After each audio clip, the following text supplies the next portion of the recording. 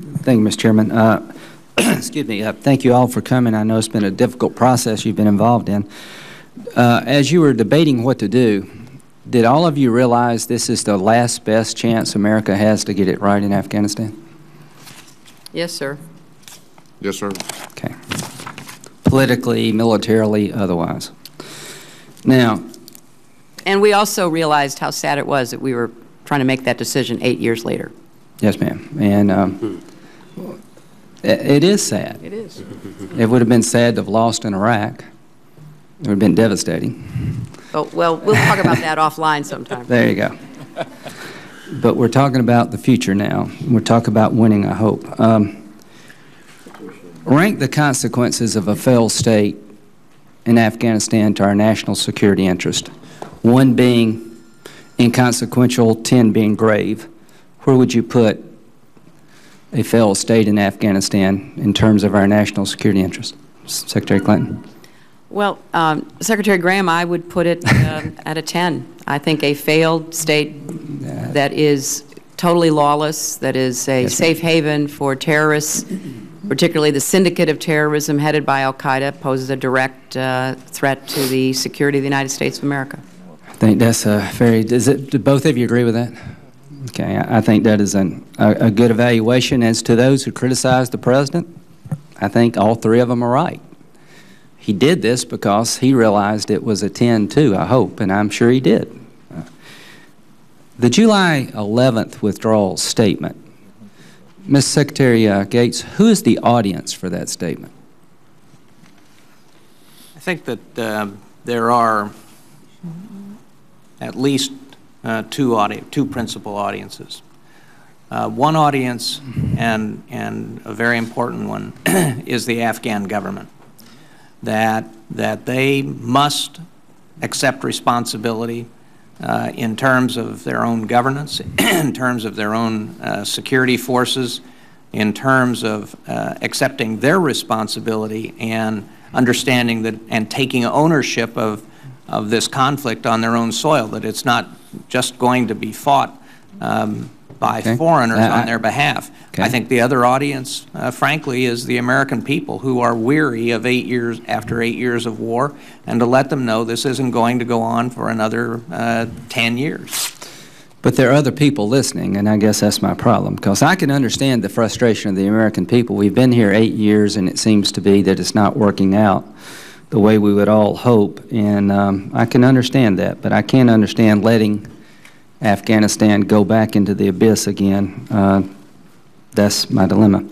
On December the 10th, on December 2010, you will begin to evaluate Afghanistan anew. Is that correct, our progress? Well, we're going to have a continuing process, but there will be a full-scale reevaluation of where we stand in December, yes. My question is, will the evaluation decision be how fast we withdraw or whether or not we should withdraw?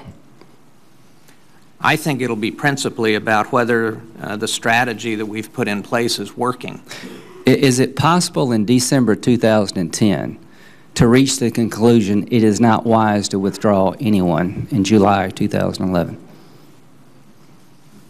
Is that possible? I think the President as Commander-in-Chief always has the option to adjust his decision. So it is not locked in that we're going to be withdrawing troops in July 2011. We're going to look throughout the process, particularly in December 2010, and make a decision then as to whether we should withdraw at a certain pace or not withdraw at all.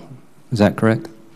I guess the way I would phrase it is that it is our plan to begin this transition process in July of 2011. If circumstances dictate in December, I think, as I say, the President always has the freedom to adjust his decisions. Okay. Admiral Mullen, is it your understanding that it's possible in December 2010 not to begin to withdraw in 2011? Well, I'd reiterate the President has choices as the President. So his statement last night did not bind him to start withdrawing in 2011. That's the understanding of this panel?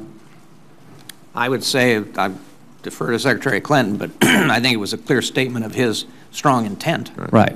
And I understand why he'd want to let the American people know that we're not going to be there forever, but this is a critically important event. I think that the success of this operation depends on will and resolve. And I just don't want the July 2011 statement to be seen by our enemy, which is not one of the audiences you mentioned, which I think are listening, that we have somehow locked ourselves into leaving.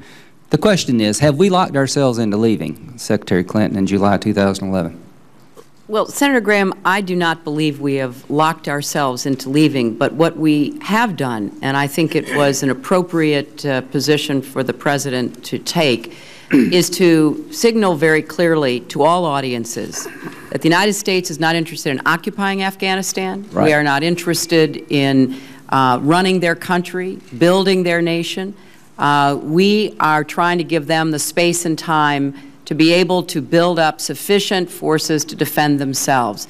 It is the best assessment of our military experts, as evidenced by Secretary Gates and Admiral Mullen, General Petraeus, General McChrystal, and others, that by July 2011, there can be the beginning of a responsible transition that will, of course, be based on conditions. Here's what the President said, that allow us to begin the transfer of our forces out of Afghanistan in July 2011. We will execute this transition responsibly, taking into account conditions on the ground. And to me, that is exactly the appropriate approach for the President to take. And as Secretary Gates has said, his authority and his responsibility as Commander-in-Chief require him to be constantly assessing, which he will do. Well, thank you. My time is up, but I would just like to remind everyone there is another audience that wasn't mentioned by Secretary Gates. It's the enemy. They have a vote in this war. They're a participant in it. And finally, the last question, if you could, Secretary Gates and Admiral Mullen, would you grade NATO in terms of their effectiveness as a fighting force over the last several years? I think that it varies from country to country, Senator. I'm sorry, Senator, I mean, they have bled and died. I know they have, but you give them an A to an F. NATO is an effective fighting force, an A to an F, not just part of it, all of it. Senator, in all honesty, I don't think any good purpose is served by doing that. I would say that those who have been fighting with us in the South, the Australians, the British, the Dutch, the Danes, the Canadians, the Poles, I'd give them all an A. Great. thank you, Senator Graham. Senator Webb.